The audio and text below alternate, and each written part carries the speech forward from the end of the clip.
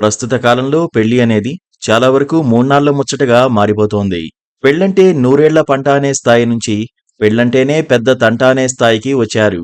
చైనాలోనైతే పెళ్లి చేసుకుంటే ఎక్కడ్లేని లొల్లి అని చాలామంది వివాహ బంధానికి నో చెబుతున్నారట. ఇక వివాహ జీవితానికి అత్యంత ప్రాముఖ్యతనిచ్చే మన దేశంలోనూ ఏటా విడాకులు తీసుకునే వారి సంఖ్య పెరిగిపోవడం ఆందోళన కలిగించే విషయం. ఎందుకంటే వివాహ వ్యవస్థకు మన దేశం పెద్దపీట వేస్తుంది. అలాంటిది ఎందుకు మన దేశంలో కూడా చాలా జంటలు విడిపోతున్నాయనేది ప్రశ్నార్థకంగా మారింది. కొన్ని సమాధానాలు కంటికి కనిపిస్తున్నా మరికొన్ని మాత్రం మనుషుల అంతరంగాల్లోనే ఉండిపోతున్నాయి. ఒకప్పుడు ఇంటికి ఆర్థిక సంపాదన బాధ్యత మగవారిపైనే ఉండేది. ఆడవారు కష్టం చేసినా అది గుర్తించేవారు కాదు. అలా ఆర్థిక సంపాదన బాధ్యత భర్తే చూసుకుంటాడనే భావన సమాజంలో స్థిరపడింది. దీంతోపాటు వయసురీత్యా కూడా మగవారికి ఆడవారికి 5-6 ఏళ్ల వ్యత్యాసం ఉండేది. ఈ కారణాలతో భార్యాభర్తల మధ్య గొడవలు వచ్చినా చాలా వరకు పెద్దల సమక్షంలోనో లేదా ఇద్దరి సర్దుబాటుతోనో సంసారం సాగిపోయేది. అయితే ఇప్పుడు కాలం చాలా మారిపోయింది.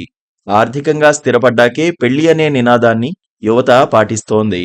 చదువు, ఉద్యోగం, లక్షల్లో సంపాదన ఉన్నప్పుడే పెళ్లి చేసుకోవాలని చూస్తున్నారు. యువతీ యువకులు ఇద్దరిలోనూ ఇదే ధోరణి కనిపిస్తోంది. భార్యాభర్తలిద్దరూ సంపాదిస్తున్నారు. ఇది ఒక రకంగా చూస్తే బానే అనిపిస్తుంది. కానీ క్రమేణా ఇదే వివాహ బంధంలో చిచ్చులు రేపుతోందని న్యాయ నిపుణులు అభిప్రాయపడుతున్నారు.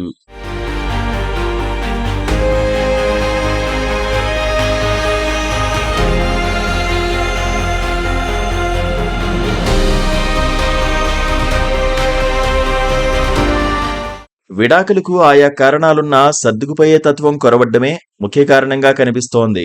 భార్యాభర్తలిద్దరూ ఆర్థిక స్వేచ్ఛతో సర్దుకుపోయే తత్వం క్రమంగా తగ్గిపోతూ వచ్చింది. ఈ ఆర్థిక స్వావలంబన ప్రేమను సైతం తగ్గిస్తూ వస్తోంది. ఎవరూ తోడు లేకపోయినా సొంతగా జీవిస్తాననే భావన, తన కాళ్లపై తాను నిలబడగలననే నమ్మకమే చాలా విడాకుల్లో ముఖ్యంగా కనిపిస్తోంది.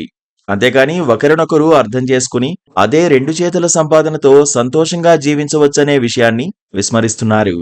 ఒకప్పుడు తల్లిదండ్రుల మీద గౌరవం, సమాజం పట్ల బాధ్యతతో సంసారంలో ఒడిదుడుకులు ఉన్నా ఎలాగోలా సంసారాన్ని కలిసే నెట్టుకొచ్చేవారు. ఇప్పుడు జీవితానికి సరిపడా డబ్బు సంపాదిస్తే ఎవరి మీద ఆధారపడాల్సిన అవసరం ఉండదనే ఆలోచనలో ఉంటున్నారు.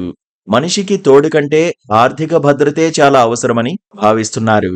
బంధాన్ని నిలుపుకోలేని తీవ్ర పరిస్థితుల్లో విడిపోవడం సమంజసమే అయినప్పటికీ చిన్న మాటలకు కూడా ఈగొలగిపోయి పచ్చని సంసారాన్ని చేజేతులా నాశనం చేసుకోవడమే ప్రమాదం. ఒకరు తగ్గి మరొకరు నెగ్గడంలో ఎలాంటి తప్పు లేదని, మంచి భార్యాభర్తలుగా, తల్లిదండ్రులుగా ఉన్నప్పుడే ఒక మంచి సమాజాన్ని మన తర్వాత తరాలకు అందిస్తామని తెలుసుకున్న నాడే వివాహ బంధానికి అసలైన గుర్తింపు వస్తుంది.